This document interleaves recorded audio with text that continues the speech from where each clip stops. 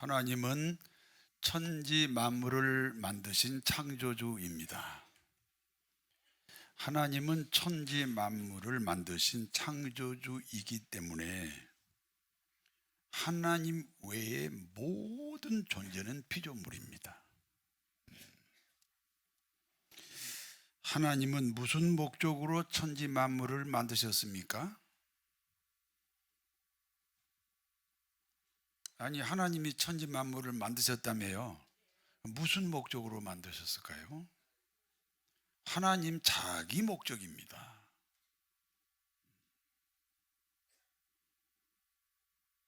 그러므로 하나님은 어떤 분입니까? 스스로 존재하는 분입니다. 모세가 하나님께 묻습니다. 당신은 누구십니까? I am that I am. 나는 스스로 존재하는 사람이다. 아니, 사람은 아니죠. 스스로 존재한다. 나는 스스로 존재한다.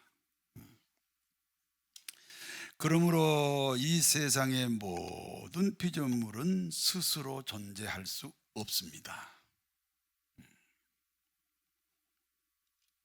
불신자들은 자기 스스로 존재하잖아요.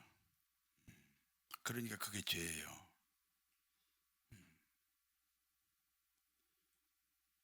그 누구도 스스로 존재할 수 없습니다.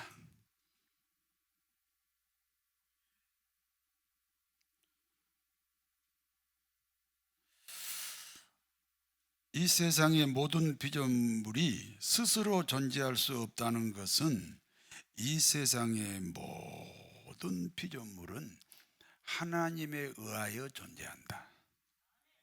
그런 뜻입니다. 깊은 산속에 피어있는 이름 모를 한 송이 꽃이 우연히 피어있는 것이 아닙니다. 하나님의 영광을 위하여 피어 있습니다. 하나님께 찬양하기 위하여 피어 있다, 그런 뜻입니다. 참 아름다워 주님의 세계 저 솔로몬의 옷보다 더 고운가 봐. 주 찬송하는 듯 저 맑은 새소리 내 아버지의 지으신 그 섬씨 깊도다. 하나님은 우리가 사는 세상을 만들기 전에 먼저 천사를 만들었습니다. 천사들은 세 그룹으로 나누어져 있습니다. 그 중에 한 그룹은 음악으로 하나님께 영광을 돌리는 그룹입니다. 음악으로 하나님께 영광을 돌리는 그룹의 천사장은 루시퍼입니다. 에스겔 28장에 보니까 루시퍼 천사장은 다른 천사들보다 10배나 더 우수하게 만들었습니다. 그러므로 루시퍼 천사장은 뭇 천사들에게 존경과 찬사를 받습니다. 오 루시퍼, 오 루시퍼, 이렇게 존경과 찬사를 받습니다. 뭇 천사들에게 존경과 찬사를 받은 루시퍼 천사장은 점점 교만해지기 시작합니다. 그러므로 어떤 행동을 했습니까?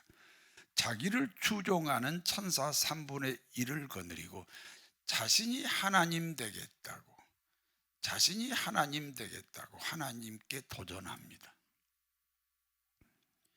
교만이 들어감으로 스스로 하나님이 되겠다는 루시퍼 천사장과 그 추종 천사들은 하나님에게 쫓겨났습니다.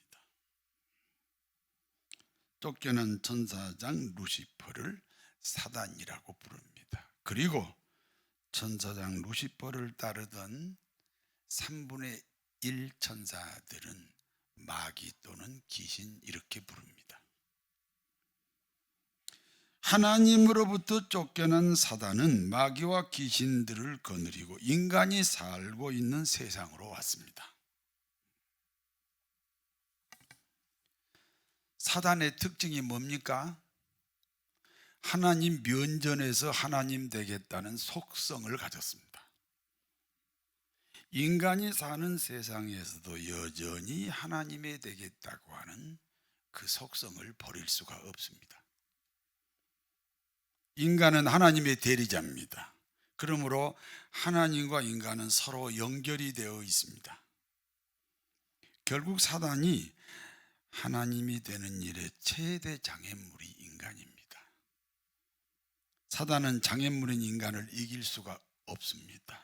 만약 사단이 인간을 이기려면 하나님을 이겨야 되기 때문에 하나님을 이길 수 없으므로 인간을 이길 수 없습니다. 그러므로 사단은 하나님과 인간 사이를 이간시키는 작전을 사용합니다. 사단은 하나님 되려다 하나님으로부터 쫓겨났습니다. 그러므로 인간 역시 하나님이 되도록 도전을 시키자.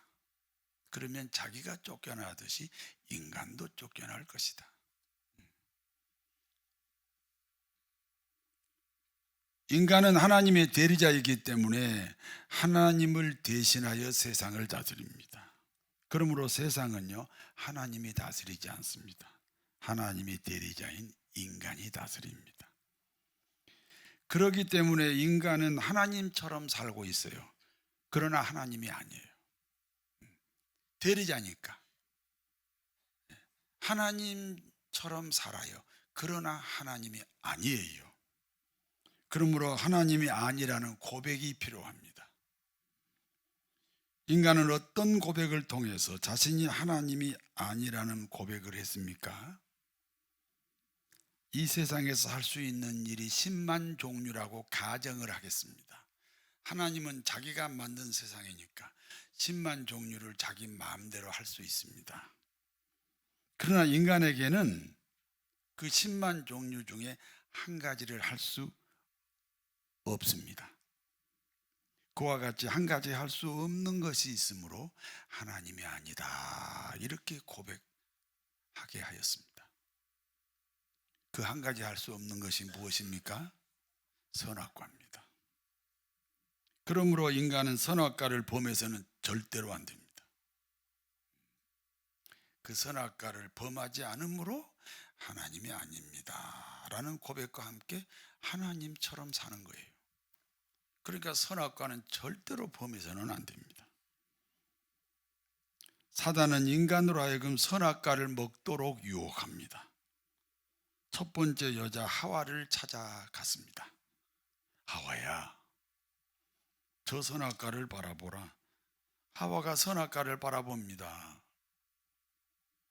하와가 선악과를 보니까 먹음직하고 보암직하고 지혜롭게 할 만큼 탐스럽습니다. 무엇 때문에 먹으면 절대 안 되는 선악과가 먹음직하고 보암직하고 지혜롭게 할 만큼 탐스럽습니까? 먹지 못하는 음식이 여러분 먹음직하고 보암직하고 지혜로워요? 먹지 못하는 선악과가 왜 먹음직하고 보암직하고 지혜롭게 할 만큼 탐스럽게 보였냐 이 말입니다. 먹으면 하나님이 된다고 하니까 먹고 싶어졌습니다. 그래서 자기 합리화가 필요합니다. 한편으로는 먹어서 안 되죠. 다른 한편으로는 먹고 싶지요. 그래서 자기 합리화가 필요합니다.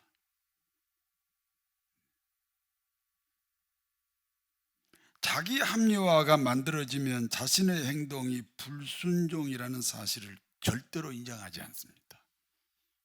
우리가 이제 신앙생활 하다가 가끔 시험이 들기도 하고 또 불평이 있기도 하고 원망이 있기도 하고, 근데 이것이 자기 합리화가 이루어지면요, 그게 자기 잘못이 아니에요.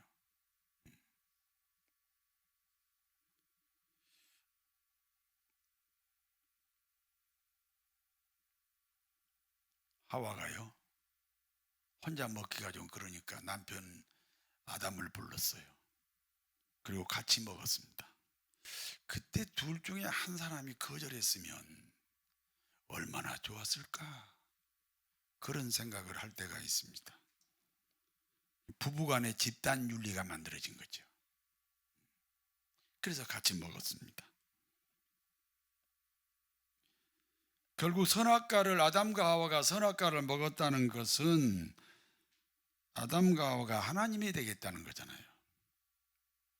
그러니까 하나님은 그 아담과 하와를 어떻게 해야 되겠습니까? 쫓아내야 됩니다. 첫 번째 인간 아담과 하와가 하나님으로부터 쫓겨났습니다. 첫 번째 인간 아담과 하와가 하나님에게 쫓겨났다는 것은 하나님과 단절된 관계가 되었다. 그러므로 그 이후에 모든 인간은 하나님과 단절된 상태에서 태어난다는 거예요. 하나님은 영원하십니다. 인간은 영원하신 하나님과 단절되었으므로 영원하지 않습니다. 영원하지 않다는 다른 말은 끝이 있다는 말입니다. 그리고 끝이 있다는 또 다른 말은 죽음이 왔다는 겁니다. 그러므로 하나님과 단절된 인간을 죄인이라고 합니다. 그리고 죄의 값이 사망입니다. 우리 그리스도인은 예수님을 구주로 고백한 사람들입니다. 예수님을 구주로 고백한다는 것은 이제 주님을 우리 마음에 영접한다는 거잖아요. 주님을 내가 영접했으니까 주님과 나는 하나가 된 거지요.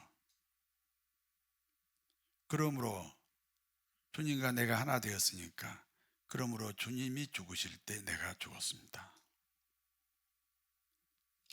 그래서 죄값을 치른 겁니다. 예수님이 죽어서 죄값을 치른 게 아니고 예수님과 함께 내가 죽어서 내 죄값을 치른 겁니다. 그리고 주님이 3일 만에 부활하셨잖아요. 주님의 죽음과 하나 되어 있기 때문에 당연히 주님의 부활과도 하나 된 겁니다. 그래서 우리가 다시 태어난 겁니다. 거듭난 것입니다. 영생을 얻은 것입니다. 죽음이라는 죄값을 치른 이후에 생명이니까 이제는 우리가 영생을 얻었다, 그렇게 고백합니다. 성도 여러분, 예수님을 영접하셨습니까? 그러면 그분의 죽음이 나의 죽음입니다. 그리고 그분의 부활이 나의 영생입니다. 내가 그리스도와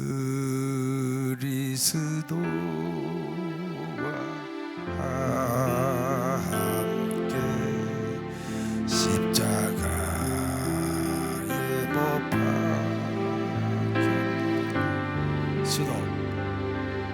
내가 그리스도와 함께 십자가에 언제 못 박혔어요? 우린 못 박힌 적 없어요. 그런데 왜 못 박혔다고 고백해요? 주님과 내가 하나가 됐으니까. 주님이 못 박혔잖아요. 그래서 내가 못 박힌 거예요. 그런즉 이제 내가 살거나 오직 예수께서 사신 것이라. 그러니까 예수님과 함께 죽었다면 예수님이 부활할 때 같이 살아났지요. 믿습니까? 그리고 그 예수님이 성령으로 다시 내 안에 오셨어요. 그분이 이제 내 인생의 주인이에요. 예수 믿기 전에는 내가 내 인생의 주인이에요. 예수 믿었으니까 이제 주님이 내 인생의 주인입니다.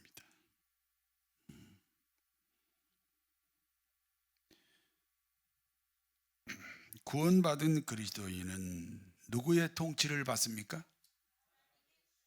하나님의 통치를 받습니다.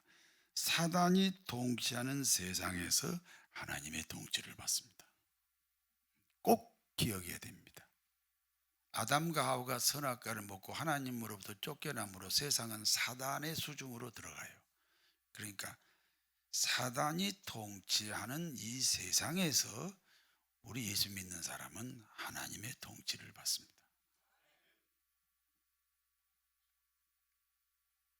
그러므로 우리 그리스도인은 일생 동안 사단 마귀와 싸워야 됩니다.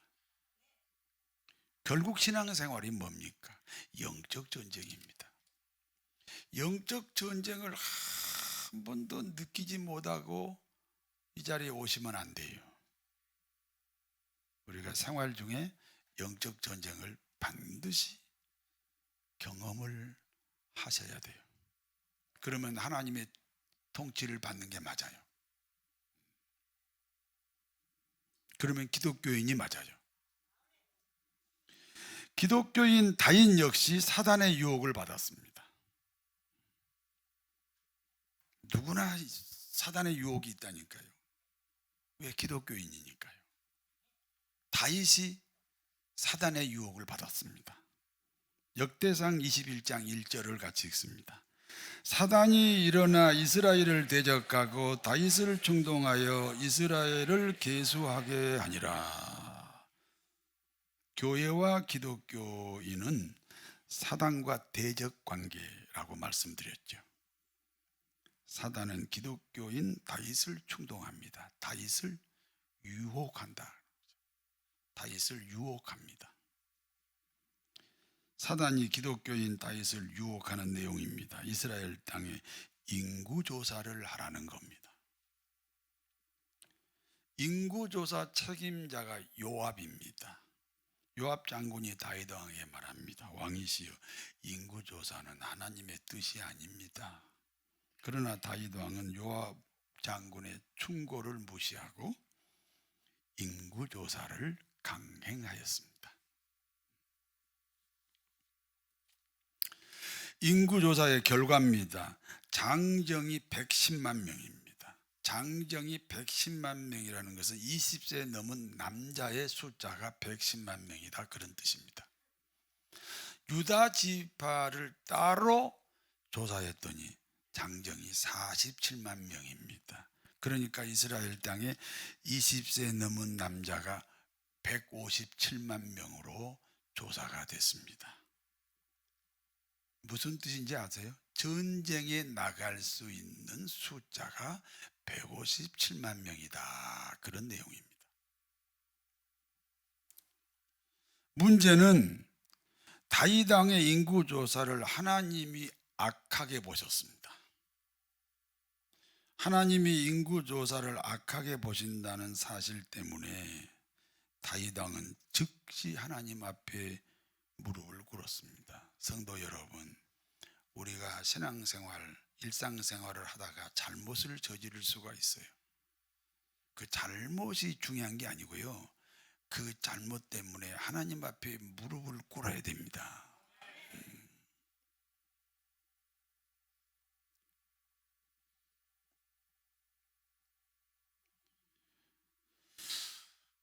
하나님, 내가 큰 죄를 지었나이다. 종의 죄를 용서하여 주옵소서. 하나님은 다윗의 회개 기도를 들으시고 갓 선지자를 보냅니다. 갓 선지자는 다윗 왕에게는 담임 목사입니다. 담임 목사 갓 선지자가 다윗 왕에게 하나님의 뜻을 전합니다. 왕이시여, 3가지 벌 중 하나를 선택하셔야 합니다. 첫 번째 벌은 3년 동안 이스라엘 땅에 흉년이 드는 겁니다. 두 번째 벌은 3개월 동안 원수 나라가 쳐들어와서 나라가 초토화되는 겁니다. 세 번째 벌은 3일 동안 전염병이 창궐하는 것입니다. 전염병을 천사가 빼든 칼로 비유하고 있습니다. 수많은 사람들이 전염병 때문에 죽게 된다. 그렇게 말씀합니다. 그러니까 갓 선지자가 내린 하나님으로부터 내린 세 가지 벌 중에 하나를 선택하라. 3년 기근이냐, 3개월 외침이냐, 3일 전염병이냐. 다윗이 3일 전염병을 선택합니다. 그러므로 온 이스라엘에 전염병이 퍼졌습니다. 첫날에 7만 명이 죽었습니다. 뭐 남의 일이라 놀라지도 않으시고, 이스라엘 땅에 전염병이 창궐합니다. 그때 하나님의 심정이 어떠하셨습니까? 역대상 21장 15절을 같이 읽습니다. 하나님이 예루살렘을 멸하러 천사를 보내었더니 천사가 멸하러 할 때에 여호와께서 보시고 이 재앙 내림을 뉘우치사 멸하는 천사에게 이르시되 족하다, 이제는 내 손을 거두라 하시니 그때 여호와의 천사가 여부스 사람 오르난의 타작마당 곁에 선지라. 하나님은 이스라엘 땅에 전염병을 퍼지게 하셨습니다. 그렇지요? 그리고는 즉시 후회하셨다 그랬어요. 그래서 이 재앙을 멈추게 하고 싶습니다. 무슨 뜻입니까? 분명히 다윗이 잘못되었기 때문에 진노하신 거예요. 그것은 하나님의 공의입니다. 잘못됐기 때문에 벌을 내린다. 이게 공의예요. 그러므로 전염병을 보내 하루에 7만 명을 죽게 했습니다. 하나님은 분명히 공의로우신 분입니다. 그러나 동시에 하나님은 사랑입니다. 이스라엘의 괴로움을 보신 하나님의 마음이 더 괴로우셨다, 그런 뜻입니다. 그렇습니다. 징계를 받은 이스라엘보다 징계하시는 하나님의 마음이 더 아프셨다. 때리는 부모보다, 아닙니다, 맞는 자식보다 누가 더 아파요? 때리는 부모가 더 아프죠. 제가 우리 아들 고등학교 때인가 한번 때린 적이 있어요. 근데 지금도 그 생각하면 가슴이 아파요.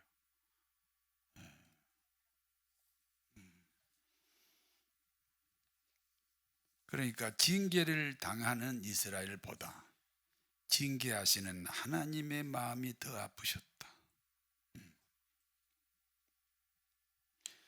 다윗은 예루살렘을 향하여 칼을 빼들고 서 있는 천사를 보았습니다.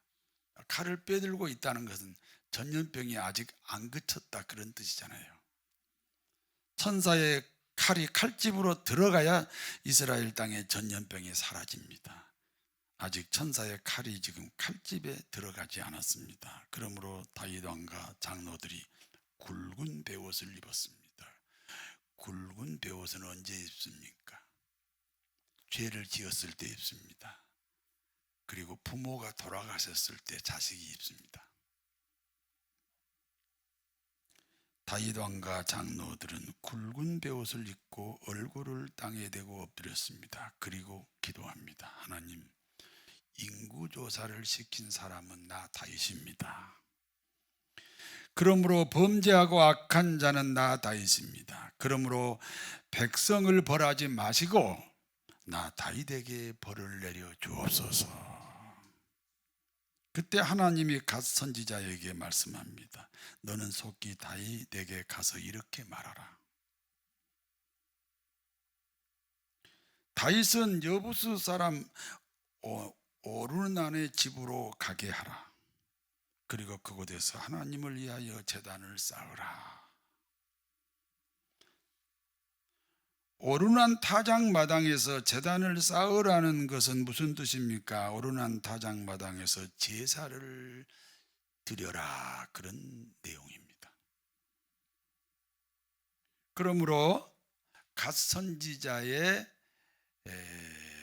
말을 듣고 다윗이 부랴부랴 여부스 사람 오르난의 집으로 갔습니다. 그리고 오르난에게 이렇게 말합니다. 오르난이여, 여기 타작 마당을 내게로 넘겨라. 내가 상당한 값을 주리라. 그리고 이곳에서 내가 하나님께 제사를 드리겠다. 오르난이 다윗 왕에게 말합니다. 왕이시여, 나는 왕의 백성입니다. 나는 나의 집과 여기 타작 마당을 값을 받지 않고 왕에게 드리겠습니다. 손은 번제 제물로 쓰시고, 그리고 곡식 떠는 기계는 빻아서 화목으로 사용하십시오. 몽땅 다 왕에게 드리겠습니다. 다윗이 오르난에게 이렇게 말합니다. 역대상 21장 24절에서 25절 같이 읽습니다. 다윗 왕이 오르난에게 이르되 그렇지 아니하다. 내가 반드시 상당한 값으로 사리라.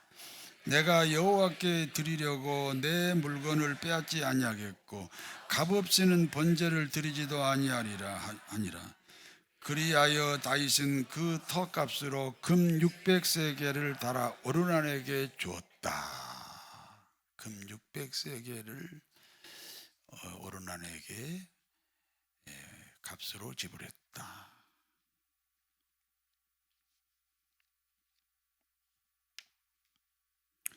그러니까 금 600세겔이면요, 당시 시가보다 10배나 더 비싼 값으로 값을 치루었다, 그런 뜻입니다.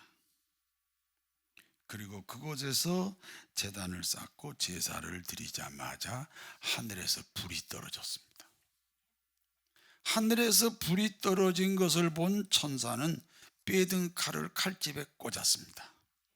천사가 칼을 칼집에 꽂는 순간 이스라엘 땅의 전염병이 사라졌습니다. 다윗이 비싼 값을 치르고 제사 지냈던 오르난 타작 마당에 성전이 세워졌습니다. 어떤 성전인지 아십니까? 예루살렘 성전입니다. 여기까지가 본문의 내용입니다. 이제 본문이 주는 교훈을 말씀드리겠습니다. 첫 번째입니다. 사람의 가치는 하나님과 동일합니다. 하나님이 사람을 만드실 때 그 안에 자기 형상을 넣었잖아요. 하나님의 형상은 하나님의 영입니다. 그리고 하나님은 영으로 존재하십니다. 그러니까 인간 안에 하나님의 영이 있다는 말은 인간 안에 하나님이 계시다는 겁니다. 그러므로 인간의 가치는 하나님과 동일합니다. 하나님과 동일한 인간의 가치는 차별이 없습니다. 한 나라의 대통령이나 길거리에 쓰러진 노숙자나 그 생명의 가치가 동일합니다. 박학다식한 대학 교수나 어느 시골에서 농사짓는 농부나 그 생명의 가치가 동일합니다. 그러므로 우리는 자신의 가치를 알면서 살아야 돼요. 남의 가치도 하나님만큼 존중하지만 내 가치도 하나님과 동일하다라는 자존감을 가지고 살아야 됩니다.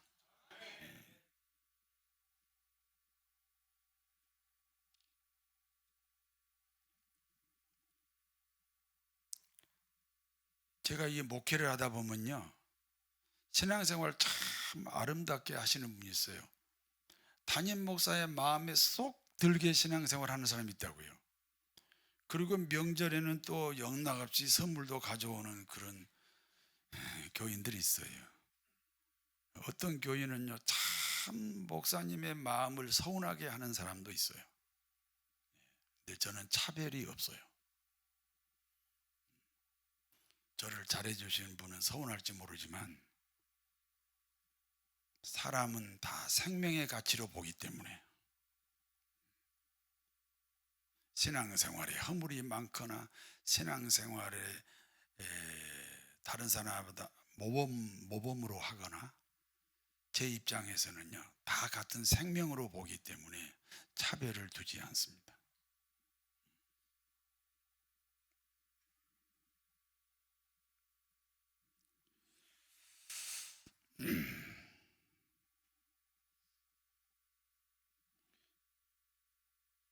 그렇기 때문에 우리는 누군가를 대할 때 하나님처럼 대해야 합니다.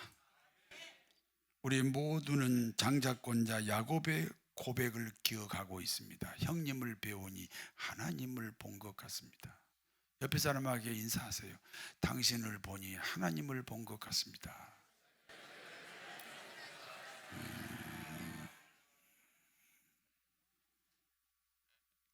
다윗은 자기 백성들을 전쟁의 도구로 생각했다는 거예요. 그래서 인구조사를 했습니다. 그러므로 하나님이 진노하셨다는 겁니다.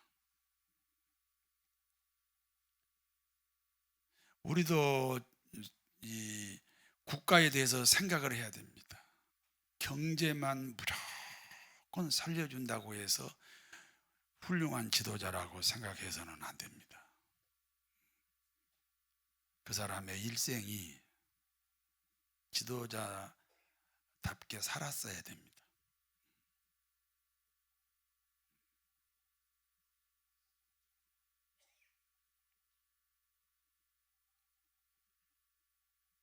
하나님은 왜 다윗을 향하여 진노하셨다고요? 사람을 전쟁의 도구로만 생각하고 인구조사를 했다는 거지. 인간의 가치를 어떻게 전쟁의 도구로만 생각했느냐. 그래서 진노하셨다는 거예요.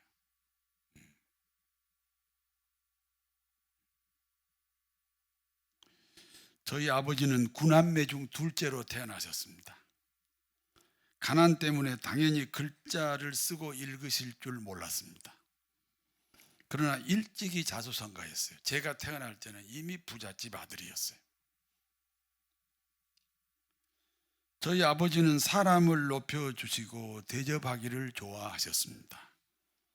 당시 나병 환자들을 만나면 반드시 식사를 대접해서 보냈습니다.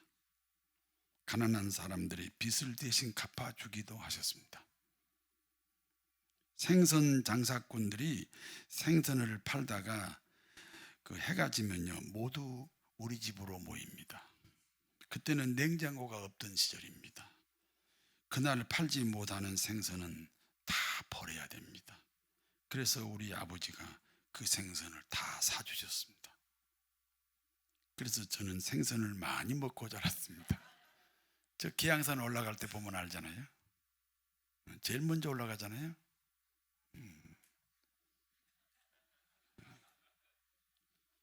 저는 매 식사 때마다 밥 먹기 전에 동네를 한 바퀴 뛰어야 됩니다. 색다른 음식이 상에 올라오면, 된장국이라도 새로운 것이 올라오면 아버지는 반드시 저를 부릅니다. 그리고 아무개 오라 해라. 그러면 저는 뛰어야 됩니다. 그래서 제가 식사 때마다 뛰어보지 않고 밥 먹은 적이 없습니다.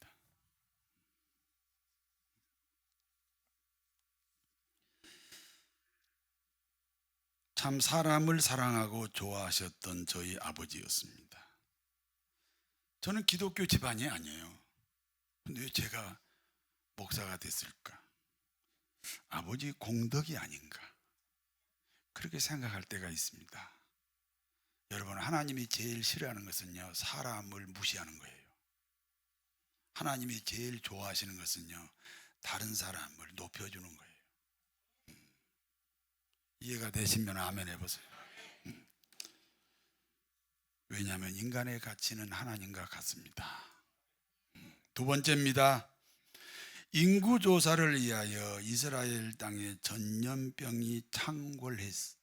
인구조사로 인하여, 다윗의 인구조사 때문에 하나님이 진노하셔서 이스라엘 땅에 전염병이 창궐했습니다.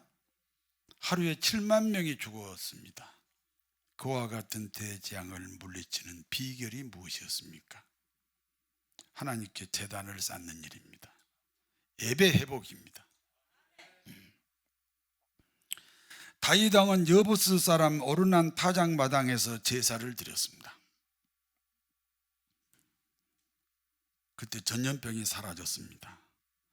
모든 재앙은 예배를 통해서 사라집니다. 그리고 그 오르난 타작 마당이 예루살렘 성전이 되었습니다. 성전을 노력 없이 세우면 안 됩니다. 희생 없이 세워지면 안 된다는 겁니다. 다윗은 시가보다 10배의 값을 지불하고 그 성전터를 구입했습니다. 성전을 쉽게 지은 목사님들은 대개 목회를 못하는 걸 제가 봤어요.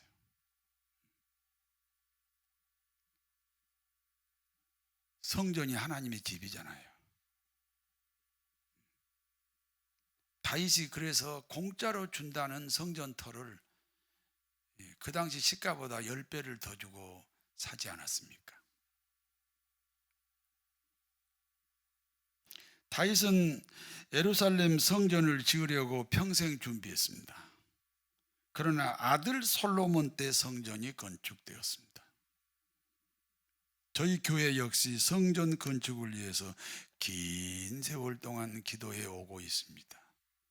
우리가 이곳에 1998년에 왔거든요. 그때부터 성전 건축을 위해서 늘 기도했습니다. 우리가 사는 일생 중에 성전 건축의 기회가 있다는 것은 행운입니다. 천국에 가서 하나님이 너 뭐 하다 왔냐? 성전 하나 지었는데요. 그게 행운입니다. 사람의 가치는 하나님과 동일합니다. 우리가 사는 세상은 사탄이 통치합니다. 사탄이 통치하는 세상에서 우리 그리스도인은 하나님의 통치를 받습니다. 하나님의 통치 중심이 예배입니다. 예배를 회복합시다. 예배를 부흥합시다. 그리하여 하나님의 복이 넘치고 넘치시는 복된 삶이 되시기를 진심으로 축원합니다. 전능하신 하나님, 사람의 가치는 하나님과 동일합니다. 다른 사람의 가치를 하나님과 동일하게 보는 마음을 주시옵소서.